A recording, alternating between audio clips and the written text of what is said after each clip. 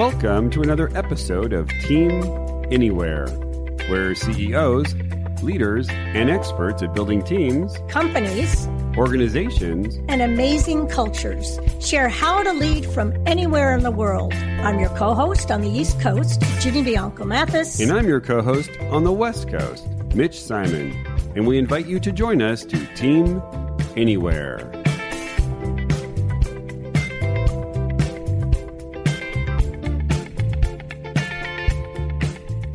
The best executives appreciate the 3 levels of resistance they're up against when trying to craft a message. Level 1, the audience doesn't understand the message. Level 2, the audience doesn't like the message. And level 3, the audience doesn't like the messenger. On today's podcast, we speak with Tiffany Cheng, the founder of Inspire My Day, an expert in designing communication that cuts through the resistance to make meaningful change. Hello and welcome to another episode of Team Anywhere. I'm your co-host, Mitch Simon, on the West Coast. And on the East Coast, our fabulous co-host, Dr. Virginia Bianco Mathis. Ginny, how are you today? Oh, I'm doing very well on this spunky Monday morning. And a spunky Monday morning. Lovely. Okay, Ginny, go ahead. You have done incredible work and found us an incredible guest. Who is our guest today, Ginny? Oh, yes. I am happy to introduce Tifanny Cheng. She's an incredible professional and founder of a company she calls Inspire My Day. So we want to find out about that. Tiffany was born in Shanghai, China, and started out as an English teacher. That's dear to my heart because I started that way too. And she entered the business world, climbed the corporate ladder, and became a global VP for 2 Fortune 500 companies in Sweden and Belgium. And then she started her own company to help managers reach their leadership goals by changing the way they influence themselves and others. Welcome, Tiffany. Thank you for having me. What a great energy between us. Yes. Great to have you, Tiffany, in Belgium. Tiffany's in Belgium today, yes? Yes, I am. Belgium, Brussels. Yes. And you're there because of the chocolate or the French fries? Just which one is it? Both. and for a guy, my husband. Okay. There we go. All right. Now the truth comes out. Okay. Well, we're very interested in you giving us this very Belgium touch. And we'd like to start with asking you a question we ask many others, which is what has surprised you over the last 2 years, given this social phenomenon we've been going through? Yeah, so what surprised me is a very boring answer, but it does link to the social phenomenon. First of all, what surprised me is that anything is possible for anyone. It's not just for celebrities and people in power and people who are highly successful. The only thing standing between us and the possibilities is just our own limited beliefs. Now I'm going to give you an example. So I was the vice president at the time for Volvo. I was in China. I was responsible for Asia. And it was in the middle of the COVID time. So that was well over 2 years ago. And at that time, I already been living in Belgium for 8 years. Then I went to China on my own without my kids and my Belgian husband. So we were like separated between 2 countries without even knowing when are we going to see each other. It was really painful at the time. And it was Chinese New Year, Christmas, and birthdays. We were all on the phone. And at that time, when I was in Belgium, of course, I thought about many possibilities before I went to China that perhaps, I need to find a job that is here, not in the other side of the world. But I just have this belief Belgium is a place that is small. It doesn't have the global headquarters, Fortune 500 companies I'm looking for. So I always had that belief. So I never searched a job in Belgium. I always search a job in France, UK, whatever that is outside of Belgium. So by the time I was in China, it was so painful. And there was not a day that I was not crying, thinking about my kids.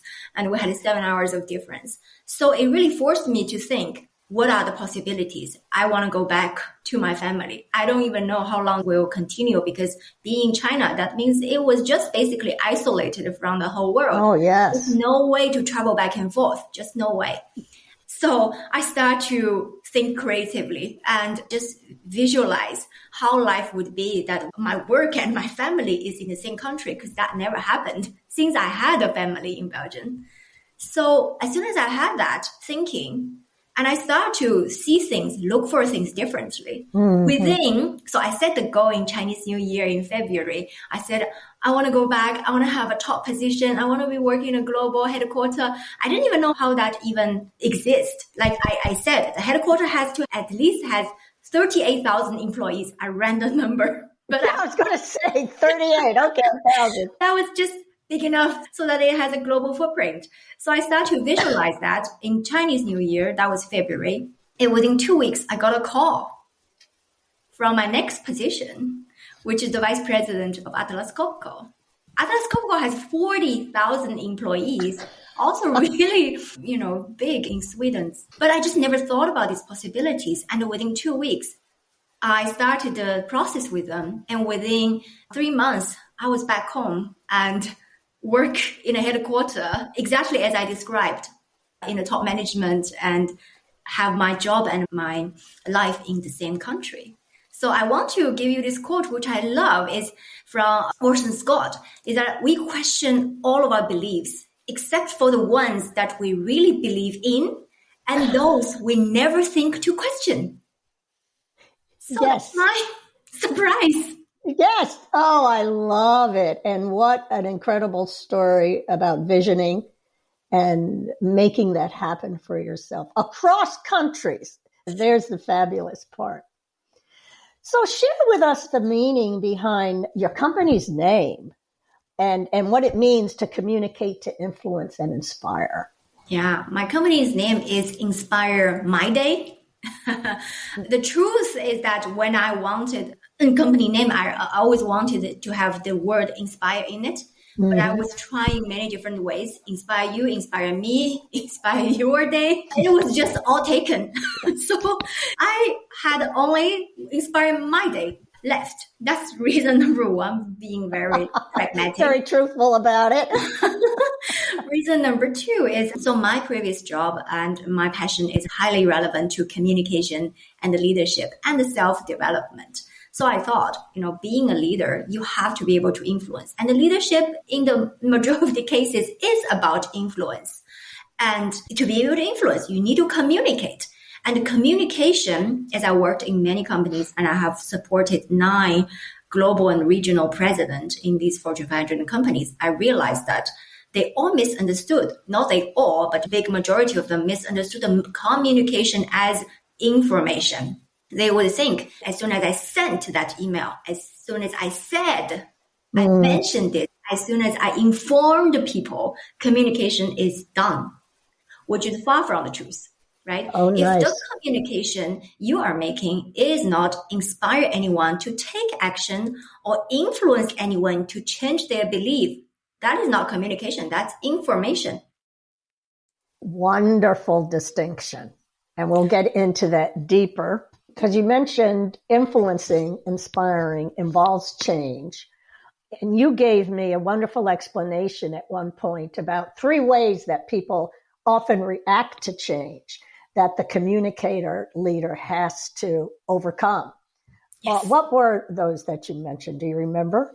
Absolutely. These are the 3 levels of resistance. Like now imagine you are communicating a decision from the company, whether it's a transformation decision, whether it's scaling down decision. Now that's it, the downturn.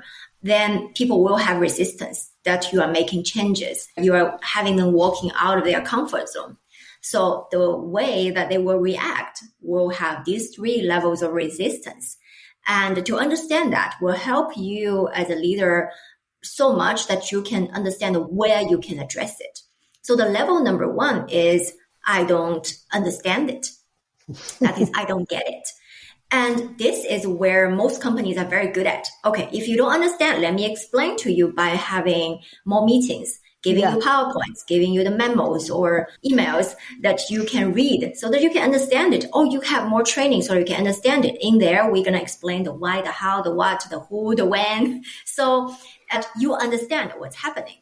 And this is what also many companies are good at. And this is also why most companies fail in this change management or in any transformation or any changes.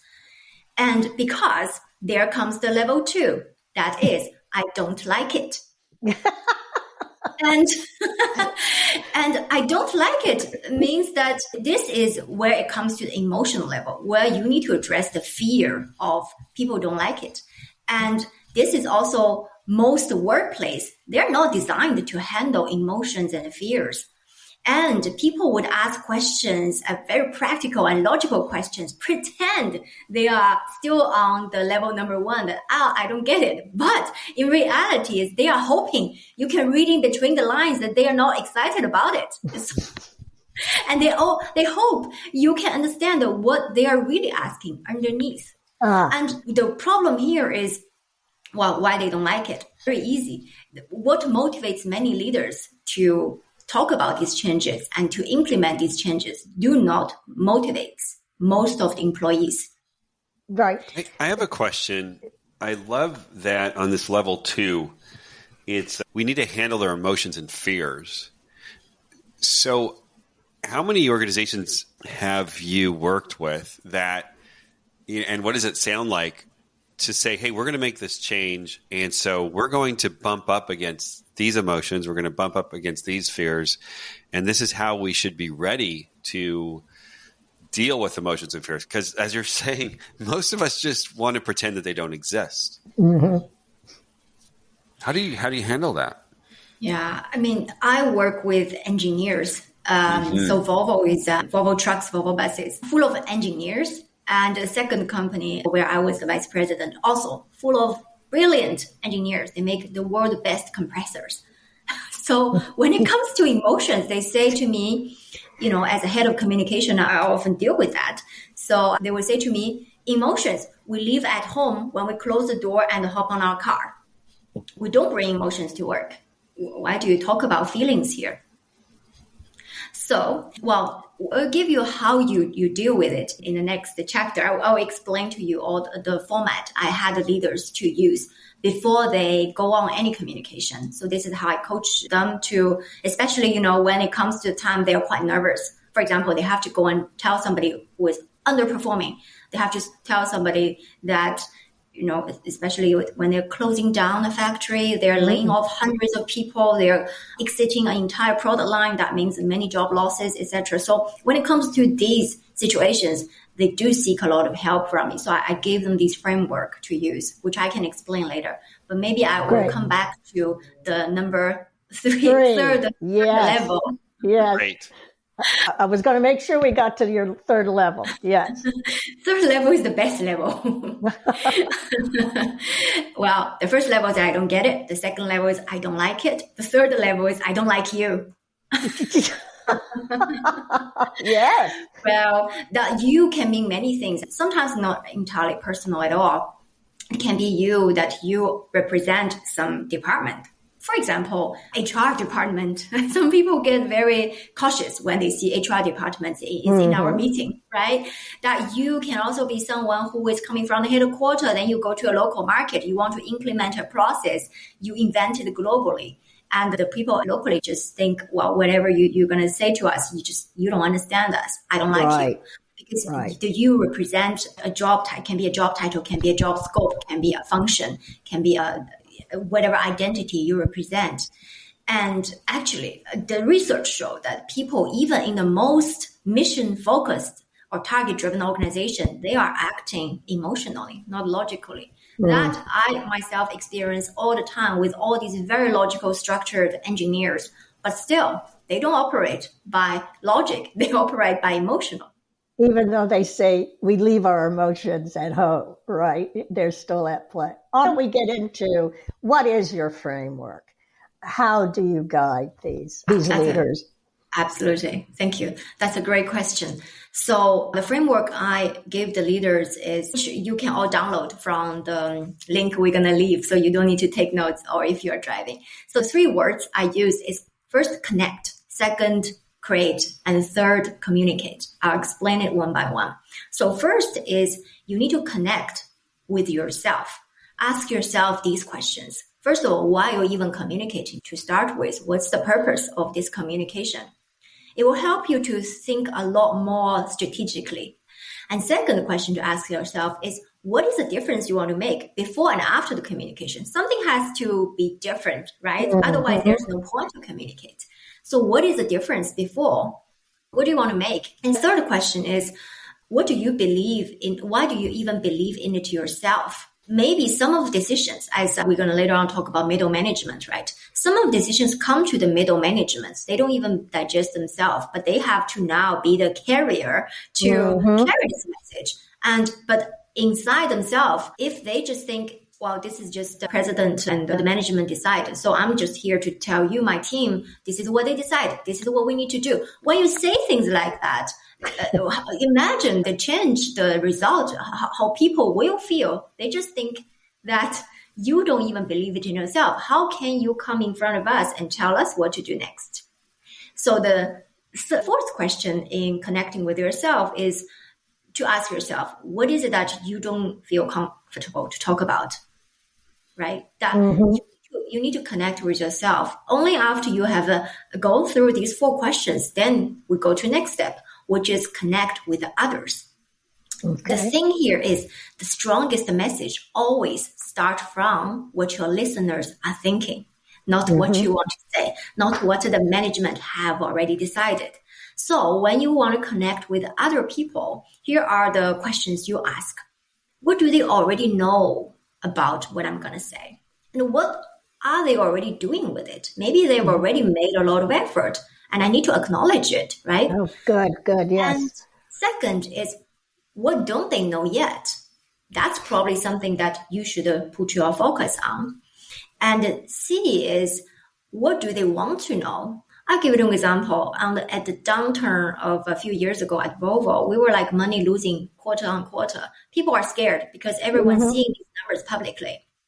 So whenever I organize the management to go somewhere, do a factory visit, a site meeting, people are nervous because when we go there, we always organize all employee meetings so that we can connect with the employees, etc. But before they come in, they really don't know what we are going to say. So the first thing they want to know is, are you closing down this factory? But it was not intention at all. It was just really for the management to connect with all the employees, whatever level that is. But if they have this question mark in their head the entire time, how can they relax and listen to whatever you're going to say? Exactly. So we need to address that in the very beginning. We're not here to closing down anybody. So then if you can connect at that level, you address it in the beginning. Don't let people sit there and worry what comes next. When is this big bomb is going to come, right? That's the third question. And the next question is what they currently feeling about this subject. You're going to say, perhaps their feeling is already exhausted. They felt they've tried their very best. And you need to understand what is their feeling about it. Maybe they're excited. They're thinking, wow, finally a change is coming, right? You need to understand what is their feeling about it.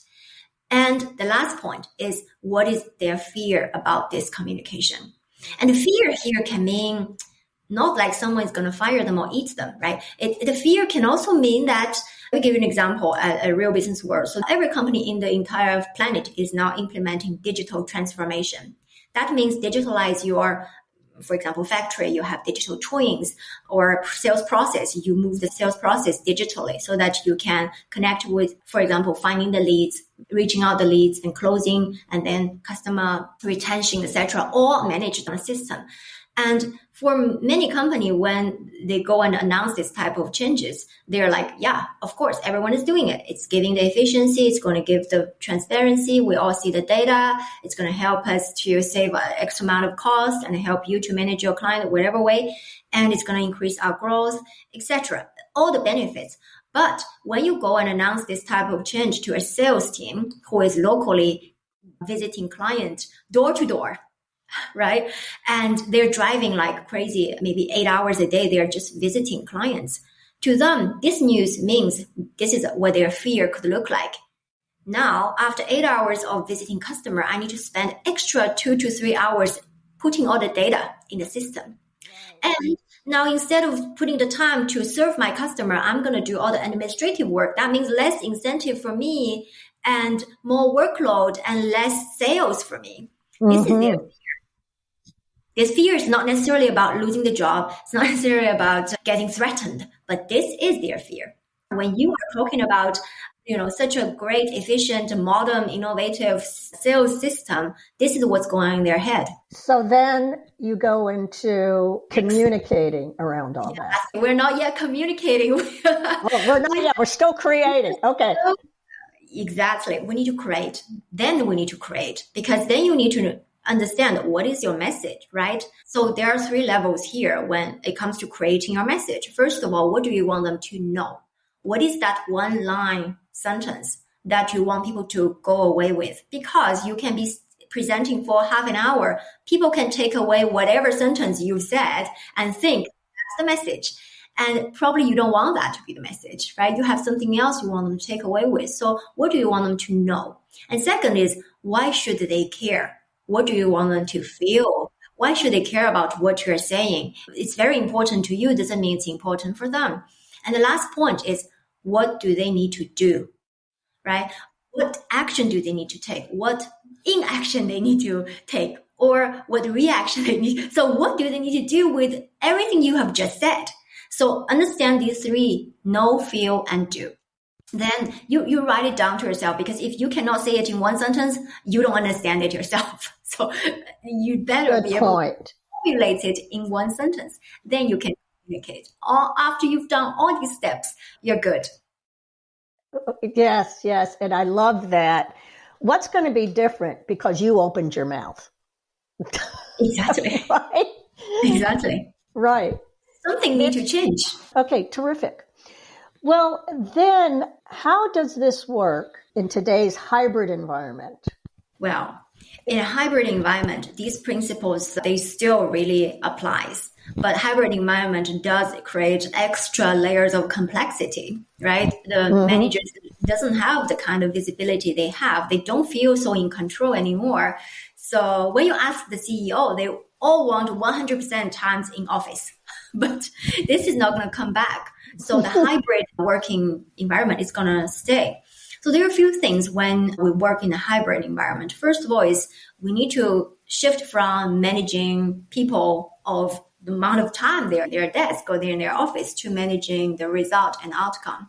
That requires leaders to be able to set the target and the milestones, the goals, and also to be able to be good at removing the roadblocks, offer your support to your team members. And second is we're coming back to communication. That is, communicate well and communicate very often. Because if you have a hybrid team, some of them sit with you in the same site and some of the others, they sit in a different location. The ones who are remote, they often feel excluded, right? And so we want them to feel included. So that is that you don't think you are over communicating. You are not, because they don't really see what you're seeing. If you put an entire company of 5,000 or 50,000, even 500,000 people on a train, and you as a leader, you are sitting in the front side of the train. And these people, 5,000, right, 500,000 people are in the rest of the train. They are seeing a very different view now that the train is turning directions. You are seeing in a day-to-day, you are maybe having calls with McKinsey, seeing the trends, and they're listening to experts and different presentations, and you understand very clearly where you need to go and why you need to change. But the people sitting in the back of the train, maybe they are somewhere in India and dealing with their day-to-day, they do not see whatever you are seeing at all. So you need to help them to understand whatever you are seeing so that they connect the dots on why we are changing and where we're going and why is it necessary. So how can they do their part? So that the second part is really to communicate often and communicate well. Don't assume people just understand. They just downturn in the world. So all of us need to stop spending. All of us need to stop hiring. That doesn't come naturally. And the last part is also very important, but also very small things to do is whenever you are in a group meeting. So now say that you have 5 people with you in the office, another 5 people on the call. And then now you go for a coffee break. And then you talk with the 5 people who are in the office on a coffee break, and you come back and you tell the other 5 people on the phone, you say, we've just had a great discussion around the coffee machine. This is what we've decided. Imagine what these people on the call will feel. Right, exactly. A whole different mindset. What have you found to be, what kind of obstacles, leader is getting feedback that you don't communicate well.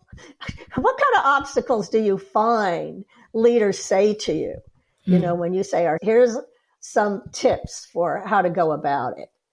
I think the obstacle for many leaders, especially I work in a very male-dominant world, is to deal with the emotions and to deal with feelings.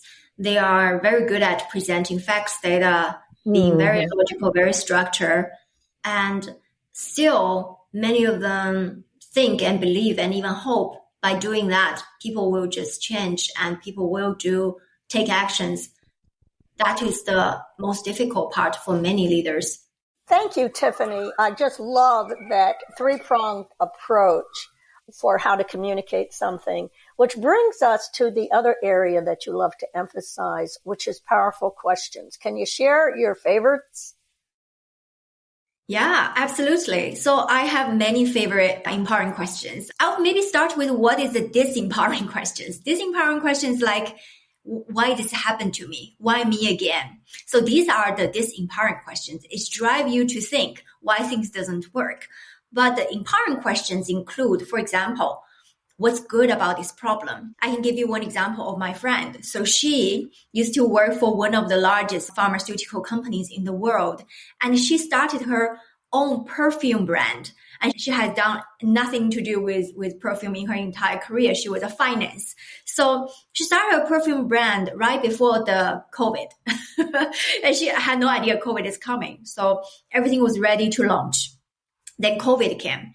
And then that was about 3 years. She is not able to go anywhere with her perfume brand. And then this was really big hit for her. And she had to find another job in between. And then when the COVID is finally almost finished, so Europe came back and she then had her business started. This time she was selling to Russia, and then the war conflict start. So the payment was not able to process. All the goods shipped, but no payment. And as soon as everything is almost done, and suddenly a lot of countries are discovering her brand, and they order. So all the way from Japan, Asia, and Americas and Europe, she got so much order. Then we had a supply chain problem. And all these brands are very eager to launch. So she is also very eager to provide them whatever they need. Then she promised them, you can launch it in August. And then this supply chain issue happened. So her supplier told her, no way, you are never going to get your perfume in at least another 2 months. She was devastated after promising all these countries that they can launch. So she came to me and she said, why is this keep happening to me? Is this a sign that I just not made for this? I should stop this entrepreneurship and go back to be a finance person. So when I asked her, but what is good about this problem? I asked her this question that is my favorite. And then she said, yeah, because, suddenly people are discovering me and I start to get all these orders flooding in and I have way too much to handle them. Isn't that a good problem to have after the war and after COVID? So this prepped her to think very differently about her problem. Of course, her day, her months changed with this mentality. And my second favorite question is, if you who are listening have difficulties, failures, or you have conflict you are dealing with your team, and you can ask this question to yourself. If my tolerance of fill in the blank, this failure or this anxiety or this conflict is currently at level 2, what would I do when I am at level 10? That will expand yourself to think there's no limitation to you. And my third question is, I need to ask Mitch, what is your favorite magazine media that you wish you can be on this media? Wall Street Journal. Wall Street Journal. Perfect. So when now you have something devastating you need to deal with, right? A failure or something that really crushed you. And you ask yourself, you said, how would I handle it now that? I look back and I tell Wall Street Journal when they want to interview me for this success, amazing career of mine. How did I handle that when I want to tell the story to Wall Street Journal? You you would say, I don't want to let them know that I went back and eat a lot of French fries and I don't want to deal with it. I would just watch TV. You would deal with it differently. So ask yourself, if they come and interview me and now they want to feature me, I'm going to be on the front page. What will be my headline? I think it's going to be about the French fries in Belgium. I'm just telling you, because they're the best. Can you expand? The second one is, if my tolerance is at a level 2, what about at a level 10? Can you give us an example? Because that one sounds like a great question. Oh, yeah. So, okay. I use this quite often. Sometimes we think we just cannot anymore. We just maybe got defeated by another failure. Maybe we've tried to launch something. Maybe we've tried to apply for a job. Maybe we're trying to get a promotion. And we maybe have tried, let's say 5 times, and it still failed. We feel like we have exhausted all the possibilities in the world. And then you tell yourself, what if I'm only at level 2 dealing with this situation? What if I have level 10? Maybe you will think, yeah, it's normal for all the executives who want to get a top job. Maybe they have interviewed, tried double digit 30 times, 40 times, and I only tried 5 times. So what if I am at their level 10 and I can try and fail another 35 times until I get it? Would I do it? That's what I meant. Yeah, that's great. I love that one because so if I were someone who had more tolerance, if I were an executive who were eating French fries in the Wall Street Journal, then I would be able to handle this. And I love it because they're all connected. Like, what's good about this problem? What's good about my suffering right now? I can learn. I can get better. Those are great questions. I do love that take on it. Well, this has been wonderful. How can people get in touch with you and find you out there in the world? Yeah, thank you for that question. So there are many ways you can find me. You can either go to LinkedIn and you can search my name, Tiffany Cheng, or you can go to my website and inspiremyday.org, and you will find plenty of free resources we've mentioned today. There are actually much more. You can download a checklist of how to be promoted from middle management to top leadership positions. You can find the workbook we mentioned here as well today. The 3 steps I illustrated, it's all in a workbook.